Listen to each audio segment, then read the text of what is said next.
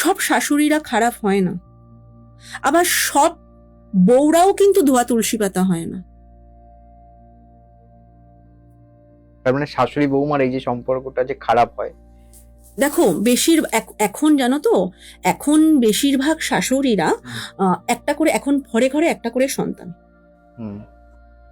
এখন আর এরকম নেই যে 2-3টে সন্তান, খুব কম আছে। ঠিক আছে, যেহেতু একটা করে সন্তান, বাবা মার না এক্সপেকটেশন গিয়েই সন্তানের উপর পড়ে। ছেলেকে স্পাইডারম্যান হতে হবে, বউয়ের দিকও দেখবে, মায়ের দিকও দেখবে। যখনই একটা দিক ফেলিওর হয়ে যায় তখন সেই অ্যাকচুয়ালি জাতাকলে ফাঁসে ছেলেরা, ঠিক, জাতাকলে ফাঁসে ছেলেরা। আর শাশুড়িরা কি করে, কজন শাশুড়ি বউদেরকে ভালোভাবে একসেপ্ট করে, মনে করে তো সতীন, ছেলের বউকে বাড়িতে নিয়ে আসা মনে করে সতীন নিয়ে ঘরে আসছি, এত হিংসা। কিন্তু অনেকেই তো বলে আমার মেয়ে এসছে বাড়িতে। ওই যারা এরকম বলবে না আমার মেয়ে এসছে, তুমি ধরে নেবে আগামী দিন এদের মধ্যে চুলোচুলি হবে, চুল নিয়ে এদের মধ্যেই প্রচুর অশান্তি হবে। যে বলবে না আমি মেয়ে নিয়ে এসছি, তারা হাইলাইট করবে না। যাদের বাড়িতেই মেয়ে নেই, সবার ক্ষেত্রে বলছি না, কিছু কিছু বাড়ির কথা বলছি, এরকমও আমি দেখেছি। আমার কোনো একটা চেম্বারে এসছে শুভঙ্কর, শাশুড়ি এসছে, মেয়েটা হিন্দু ধর্মের, ফেসবুক থেকে পরিচয়, মুর্শিদাবাদের ছেলের সাথে প্রেম, তার সঙ্গে 2017 থেকে প্রেম, 4 বছর প্রেম করেছে। বাড়ির লোক জানতে পারিনি যে একটা মহামাডান ছেলের সাথে রিলেশনশিপে আছে। আচ্ছা, ঠিক আছে, যখন জানতে পেরেছে তখন অলরেডি রেজিস্ট্রি করে ফেলেছে। আচ্ছা, রেজিস্ট্রি যেহেতু করে ফেলেছে, বাবা মা জানতে পেরে গিয়ে তাকে ত্যায্যপুত্রী করে দিয়েছে। এবার তাকে সব রকম থেকে বঞ্চিত করেছে, তার পিণ্ডি দান দেওয়া, তার শ্রাদ্ধ করা, সব করেছে। সেই মেয়েটার একটা বাচ্চা হয়েছে, তখন তার কাছে চলে গেল, ছেলেটা মেয়েটাকে নিয়ে চলে গেল।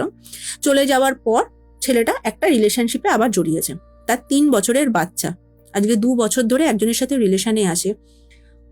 ওই ভদ্র মহিলা যিনি শাশুড়ি, তার বৌমাকে নিয়ে এসছে আমার কাছে, হাউ মাউ করে কাঁদছে।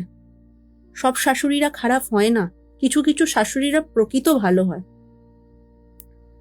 আমাকে বলছে আমি আমার ছেলেকে সব কিছু থেকে ত্যায্যপুত্র করে দেবো, কারণ এই যে মেয়েটা সব ছেড়ে আমার কাছে এসছে, আজকে ওর বাবা নেই, ওর মা নেই, থেকেও তোকে পিন্ডি শ্রাদ্ধ ফাদ্য দিয়ে মৃত, ওর মেয়ে তো, আজকে মেয়েটা যাবে কোথায়? মেয়েটা যা কাজ যে শুভঙ্কর তুমি ভাবতে পারবে না। দিদি আজকে আমি কি করলাম, মানে 3 বছরের বাচ্চাটার কি হবে? একই বাড়িতে আছে অন্য ঘরে, একই বাড়িতে আছে অন্য ঘরে, মেয়েটা অন্য ঘরে, বাচ্চাটাকে শুধু সামান্য, যেহেতু 3 বছরের বাচ্চা, সেরম পরিমাণে তো খরচা হয় না।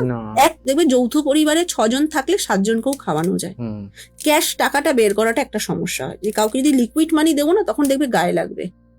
কিন্তু যদি সবার মধ্যে যদি খাওয়ানো হয়, সেটা গায়ে লাগে না। 6 জন খেলে 7 জনও খাওয়ানো হয়।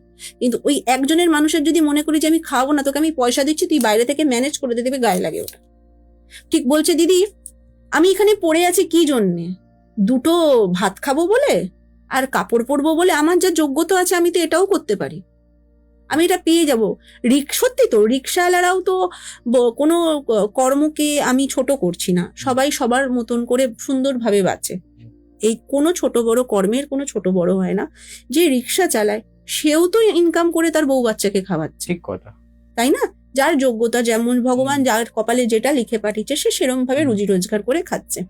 বলছে দিদি আমরা এক বাড়িতে আছি, এরকম ভাত আমি খেলাম না, এরকম জামা কাপড় আমি পরলাম না, তাতে কি যায় আসে? এটা একটা জীবন। প্রেম করে বিয়ে করেছি, সবার এগেনস্টে গেছি, বাবা মাকে ছেড়ে গেছি। বাবা হচ্ছে কোনো একটা স্কুলের টিচার ছিল, প্রাইমারি স্কুলে, আর ব্রাহ্মণ পরিবারের মেয়ে, মুখার্জি পরিবার। আমি জিজ্ঞেস করলাম, আমি তোমার বিয়ের আগে নাম কি ছিল, টাইটেল কি ছিল? বলছে মুখার্জি। আমি আচ্ছা, ভরদ্বাজ গোত্র, মুখার্জি পরিবারের মেয়ে। তাহলে বোঝো, কিছু বলার নেই। তখন আমি বললাম, আমি তারপর রেমেডি গুলো দিলাম, এই করতে হবে। 100% কাটান করানো যায়, 100% করানো যায়, 100% করানো যায়। কোনগুলো করানো যায় না? এক বাড়িতে যদি না থাকে, বছরের পর বছর হাজব্যান্ড ওয়াইফের দেখা নেই, সেই সব রিলেশনশিপ করানো যায় না, ঠিক করা যায় না। যদি কেউ বলে থাকে করানো যায়, তাহলে ঠকানো, করানো যায় না। কিভাবে হয়, মানে কি লাগতে পারে? আমি প্রসেস আছে, আমি প্রসেস বলছি না, বলছি যে কি লাগতে এগুলো পারে? তো শর্ট কর্ম, হ্যাঁ। এগুলো গুপ্ত ক্রিয়া, যাদের যাদের হয় তারা জানে। আচ্ছা, মানে এটা বলা যাবে না? বলা যাবে না, না কিছু কিছু জিনিস গুপ্ত ক্রিয়া তো বলা যায় না। আচ্ছা, তাহলে এই যে কাজটা হলো, এই কাজটা কি সম্পূর্ণ হয়েছিল, মানে হ্যাঁ, এটাকে সাকসেসফুল তো হয়েছিল? বিচ্ছেদ বলে, মানে বিদ্বেষণ ক্রিয়া করা হয়েছে। বিদ্বেষণ ক্রিয়া মানে কি, তৃতীয় ব্যক্তি যখন আগমন হয়, এই তৃতীয় ব্যক্তিকেই তো পরকীয়া বলে। এই যে হাজবেন্ড যে একজনের সাথে রিলেশনে জড়িয়েছে, এটা তো পরকীয়া। এত সুন্দর একটা 3 বছরের শিশু, এত সুন্দর সব যে পৃথিবীকে একদিকে রেখে ওর কাছে চলে গেছে, তার মানে বিশাল বড় চিটিং করেছে, এটাকেই তো পরকীয়া বলে। তো এটাকে বিদ্বেষণ ক্রিয়া বলে। আমি বলেছিলাম তুমি কিছু ওর ব্যবহার করা, কিছু কিছু জিনিস বলেছিলাম আনতে, সেগুলো নিয়ে এসছে। আমি বাই ক্যামেরায়, মানে অন ক্যামেরায় বলছি 100% হয়, 100% বিদ্বেষণ করা যায়। কিন্তু কিছু কিছু প্রসিডিওর আছে, সেইগুলো তোমাকে মানতে হবে। তুমি যদি মনে করো আমাকে তুমি পয়সা দিচ্ছ, তুমি কিছু করবে না, তাহলে কিন্তু সম্ভব নয়। জ্বর তোমার হয়েছে, তুমি একটা ভালো ডক্টর দেখিয়েছো, ডক্টর তোমাকে 13,000 টাকা বলো, 15,000 টাকা বলো, 500,000 টাকা, 500 টাকা বলো, 100 টাকার বলো, মেডিসিন কিনে দিয়েছে, খেতে তোমাকে প্রেসক্রিপশনে করে দিয়েছে, তুমি প্রেসক্রিপশনের ওষুধগুলো খাবে না, ঘরে এনে রেখে দেবে, তাহলে কিন্তু তোমার জ্বর কমবে না। জ্বর তোমার হলে মেডিসিন তোমাকেই খেতে হবে, তবেই সেটা তোমার জ্বর কমবে। প্রবলেম নিয়ে যখন তুমি আমার কাছে আসবে, তুমি হাত পা গুটিয়ে দেবে, তুমি টাকা দিয়েছো মানে তুমি কিচ্ছু করবে না, তা কিন্তু নয়। কিছু জিনিস মেনটেন, তোমাকে কিছু জিনিস মেনটেন করতে হবে। মেনটেন করা মানে এই না পেঁয়াজ রসুন খাবে। এখন তো যা শুনছি, আমার কাছে একটা ক্লায়েন্ট এসছে, শুভঙ্কর, আমার এত জোর মানে কষ্টও লেগেছে, হাসিও পেয়েছে। ওর একটা স্কুল স্টুডেন্ট, স্কুল না মানে মানে ও যত সম্ভব আমার মনে হচ্ছে ও নার্সিং পড়ছে কোনো একটা গভর্নমেন্টের মানে হসপিটাল থেকে, আমি ঠিক নামটা নেব না, ঠিক আছে।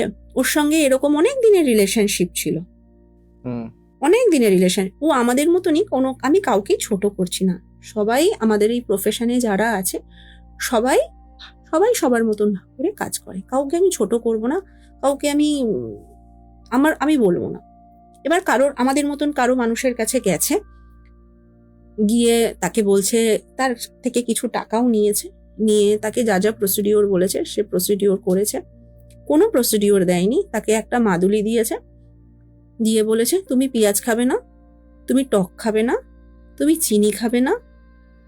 বাচ্চা মেয়ে হোস্টেলে থাকে, সবার সাথে রান্না বান্না হলে মেসে যেগুলো হয়, কোনো কারণে চিনি ফিনি খেতেই পারে, খাওয়াতে কিসের রেস্ট্রিকশন। তারপর বলেছে মাথায় হাত দেবে না, কি ভুলভাল অনেক কিছু বলেছে, কোনো কারণে এটার হয়নি, কাজটা হয়নি, বলছে তুমি এগুলো করতে পারোনি বলে হয়নি। এরম ভাবে বোকা বানানো যায়? এরম ভাবে কেন বোকা বানাচ্ছ মানুষকে?